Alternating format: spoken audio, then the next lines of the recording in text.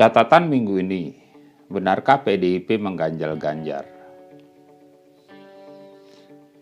Politik tidak bisa dilihat dari apa yang tampak di permukaannya saja.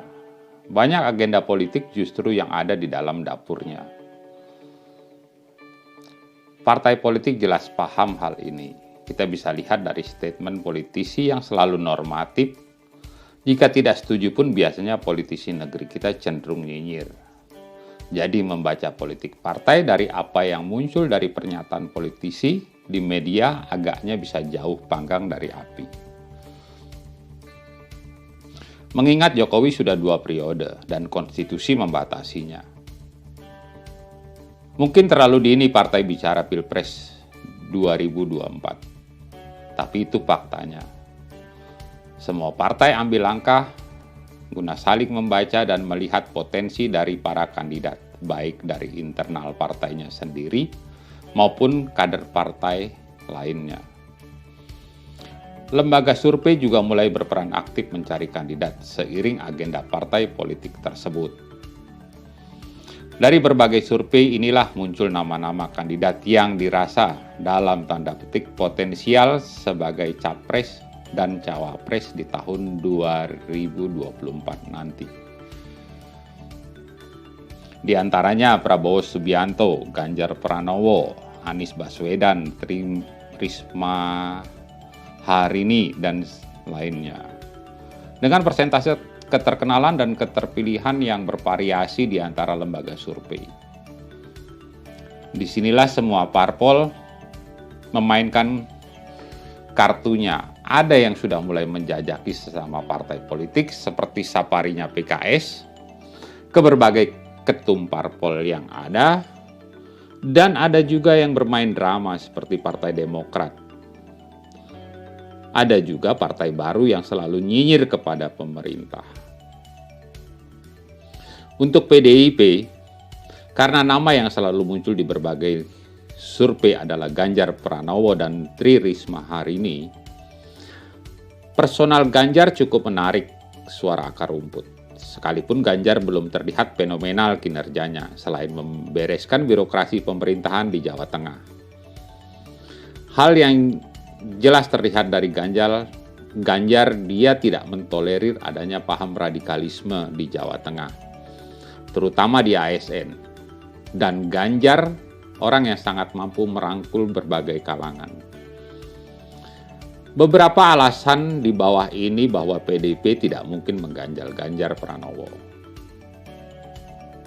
Pertama,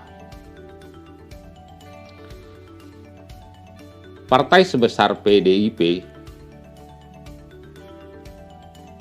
jelas banyak faksi di dalamnya. Sekalipun partai ini masih konservatif dalam struktur internalnya. Istilah ojo pedot oyot agak sulit jika Terah Soekarno masih minim elektabilitasnya. Dan ini mengulang dilema tahun 2014 lalu. Apakah Megawati sebagai ketum atau Jokowi yang hanya sekedar kader yang diusung dalam Pilpres saat itu?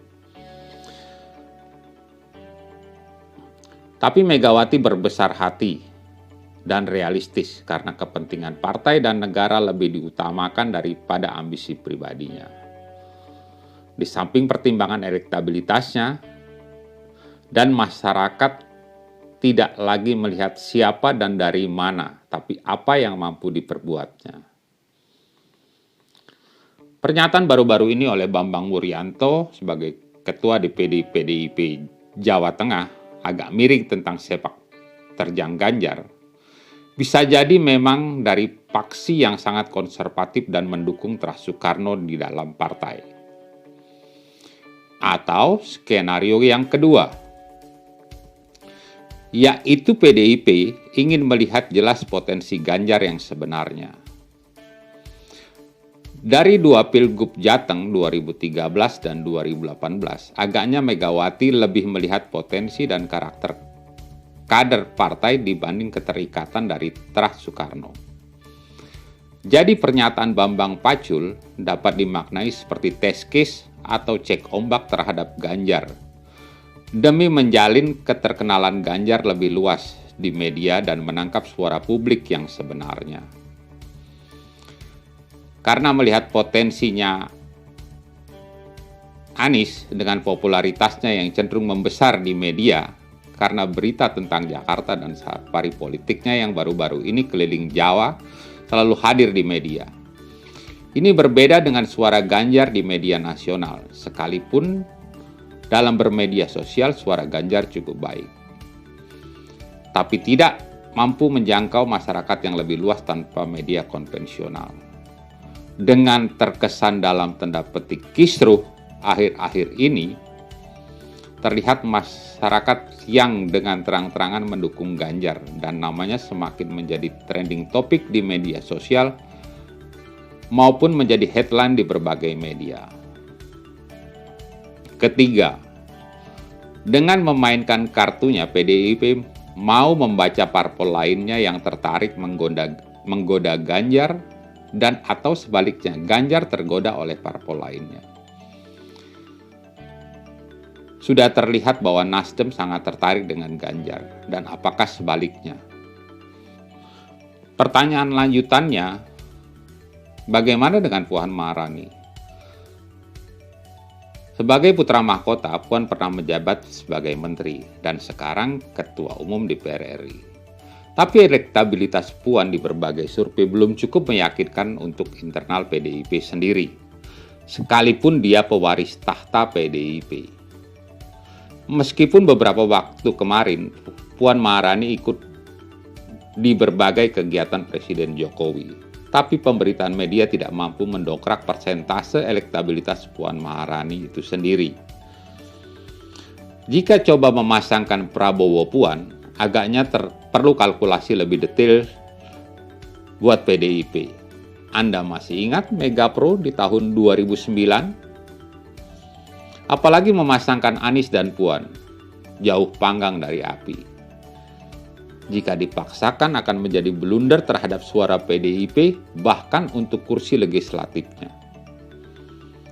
5. Agaknya dari test case ini, kita masih akan melihat permainan panjang dari PDIP dan godaan parpol terhadap Ganjar. Tapi yang menarik dari Ganjar, dia cukup tenang dalam situasi seperti ini. Bahkan dia tidak responsif dengan berbagai pernyataan pengamat politik maupun Bambang Pacul yang notabene ketua PDIP Jateng. Catatannya, sekalipun masyarakat saat ini sedang berjuang untuk selalu sehat dan bertahan secara ekonomi di masa pandemi yang entah kapan selesainya, tapi masyarakat sudah jauh lebih cerdas dan terbuka dalam memilih calon pemimpin, apalagi seorang presiden. Mari kita lihat permainan para politisi dan parpol yang sebenarnya. Dan ini tidak ada urgensinya buat masyarakat umum. Tapi itulah demokrasi di negeri kita. Salam NKRI.